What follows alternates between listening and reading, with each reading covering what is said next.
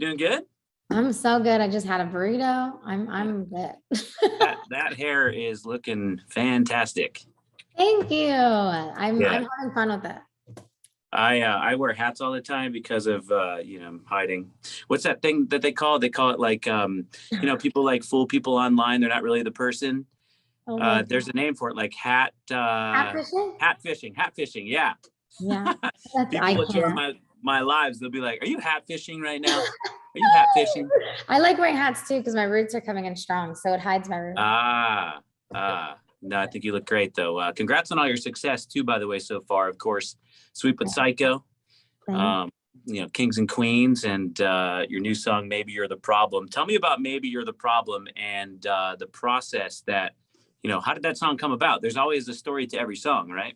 So maybe you're the problem. Is a personal experience, and last year, I mean, the entire album is about my life.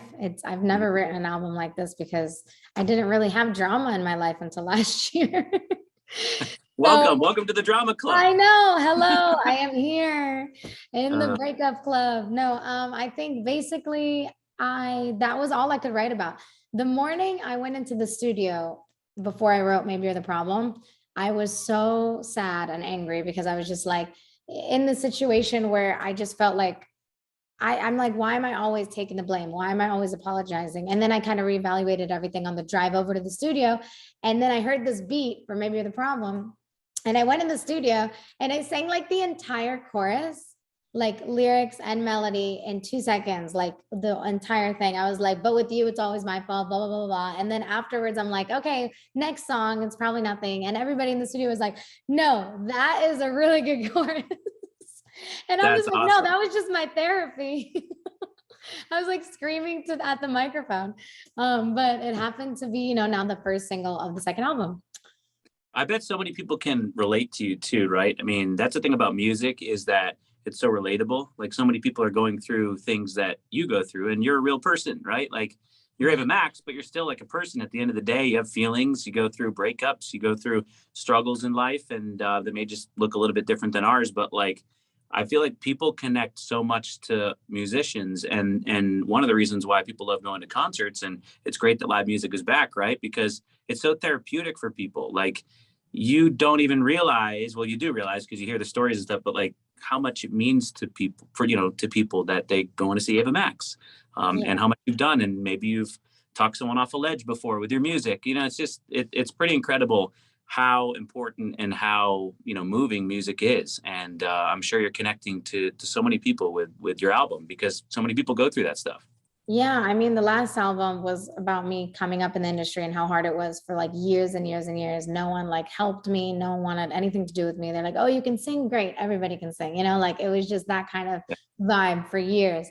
And then finally with Sweet but Psycho coming out, I started writing female empowerment anthems like Kings and Queens, Who's Laughing Now, because that's how I felt in the moment. I was just like, you know what? F everybody who didn't help me. I'm still going to keep going and I'm still going to be the best. And I don't care. And I think that's how I felt on the first album, like heaven and hell. Literally, I went through heaven and hell and tried to try and get to where I'm at. And then this next album, it's like I go through this breakup. No one knows I was in a very long relationship because I never talked about my personal life. And so last year, everything came crumbling down and I started dating for the first time and it got really weird. And it was just like, I even catfished someone on Tinder. Like I reverse catfished someone. I put a fake picture up because I couldn't have a Tinder.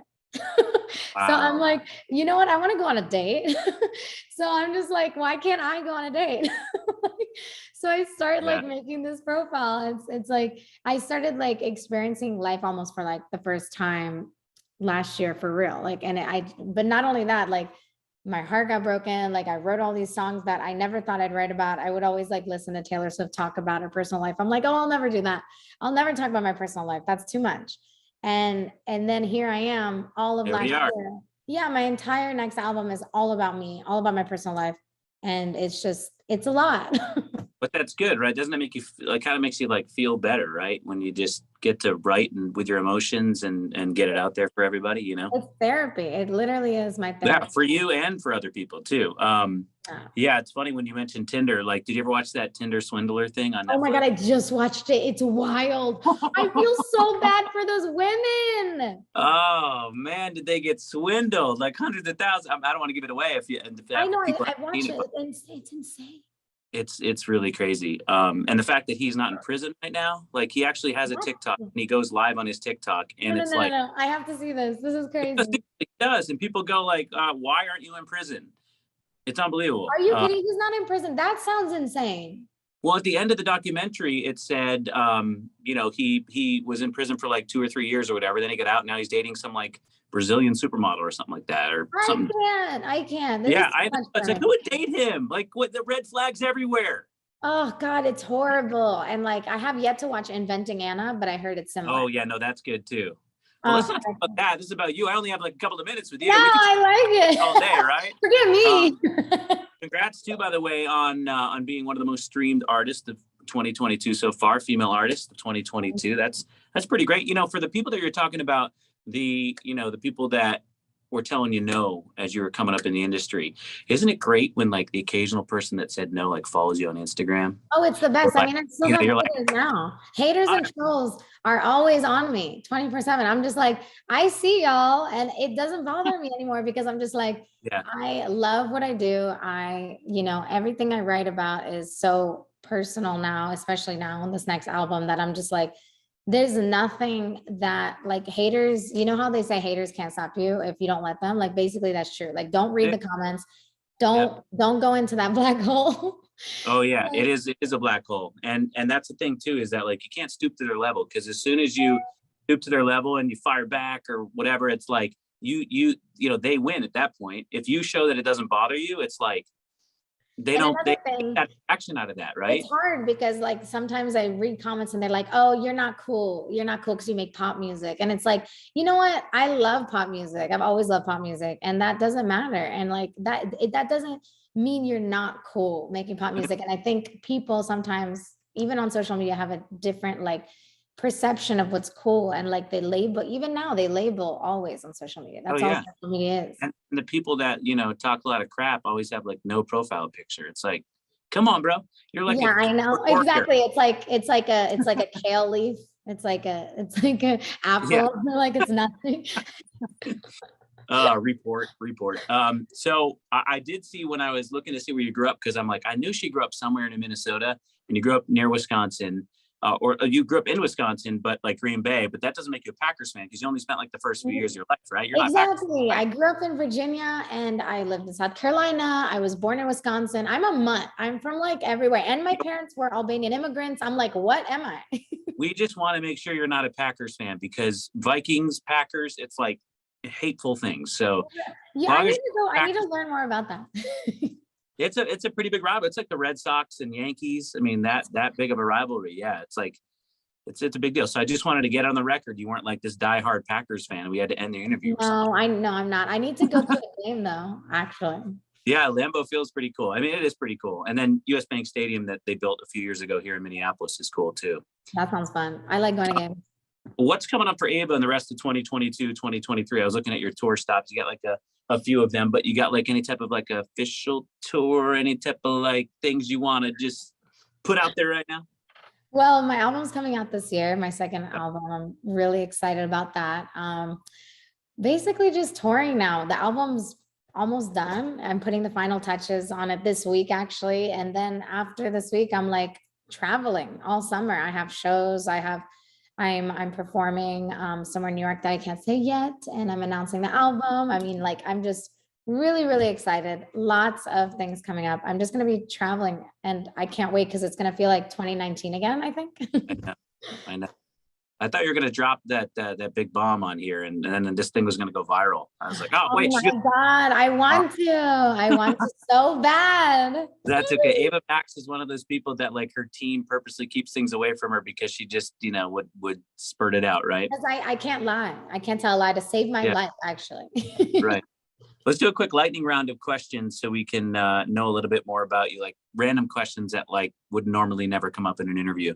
Like, for instance, favorite candy bar? Oh, Snickers. Ooh, okay. Favorite cereal? Favorite cereal? This is tough. I love cereal. Cookie Crisp. What would be number two? Like, what were you fighting yourself with?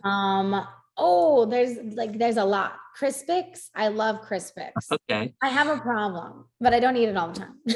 Okay. Favorite cologne on a guy? I like the Chanel colognes. They're very Okay. good. Like Even when I'm Chanel. at the like department store, I'm like, Hilarious. What's your favorite city to visit in the entire world? We're not going to keep it just to the US, but like the whole world. there's something about, I know it's so like whatever, but like I mean not whatever, but like I feel like everyone says this. Paris. Mm.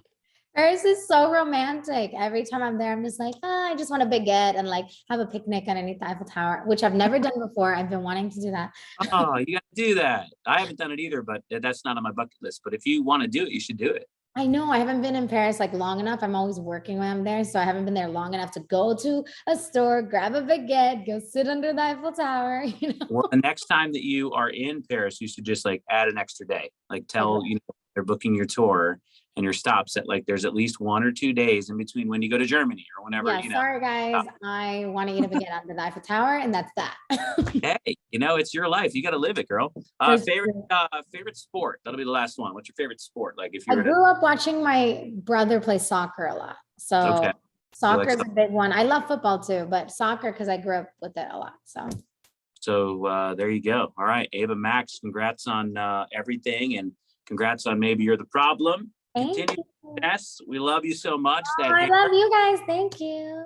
That hair is phenomenal. You think I could rock it? You think I could rock it? Like you can. Here, let's see. I can't.